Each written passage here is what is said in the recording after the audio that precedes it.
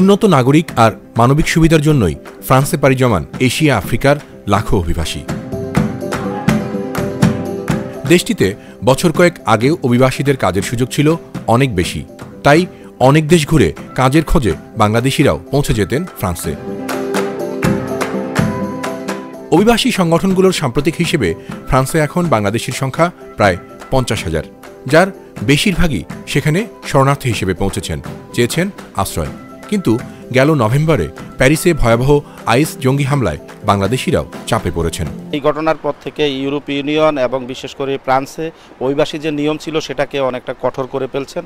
এই ক্ষেত্রে আগের মতো যারা বাংলাদেশিরা এখানে আসবেন সেই ক্ষেত্রে তারা হয়তো এখানে আশ্রয় কম পেতে পারেন এবং আগের মতো কাজের যে পরিসর সেটা হয়তো থাকবে না। উন্নত মানের ওই ধরনের জব আমরা পাচ্ছি না যারা এখানে লিগেল আছে, এবং যদিও পাইতে হয় অনেক দিন অপেক্ষা করতে হয়, আমাদের কাজগুলো শিখে নিতে হয় আমরা ভালো স্যালারি পাওয়ার জন্য।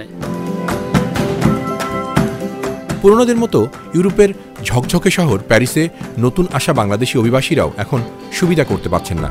আগে অনেকেই দৈনিক চুক্তিতে 8 থেকে 10 ঘন্টা কাজ করতেন, বেতনে ছিল ভালো, মাসে 1.5 থেকে 2 লাখ টাকা পর্যন্ত। এখন কমে গেছে সেই কাজের সুযোগও। ইউরোপে যারা নতুন প্রজন্ম আসতেছে তাদের সবচেয়ে বড় সমস্যা হলো ভাষা। আমাদের সার্টিফিকেটগুলো এখানে কোনো কাজেই লাগে না।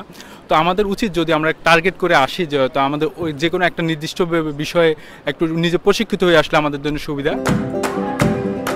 যুদ্ধ হানাহানির কারণে আফ্রিকা আর আরব দেশগুলো থেকে চলতি বছর লাখো শরণার্থী দেশ ছেড়ে আশ্রয় নিয়েছেন ইউরোপের দেশগুলোতে। সে কারণেই বাংলাদেশিরা ফ্রান্স, ইতালি, জার্মানির মতো দেশগুলোতে চাপে পড়েছেন বলেও মনে করছেন প্রবাসীরা। অনেক ক্ষেত্রেই বলা হচ্ছে যে সকল বাংলাদেশি এর আগে এসেছেন তারা হয়তো ভালো আছেন, কিন্তু নতুন করে যারা এই সকল দেশে আসতে চান তাদের জন্য এখন সবচেয়ে জরুরি ভাষা।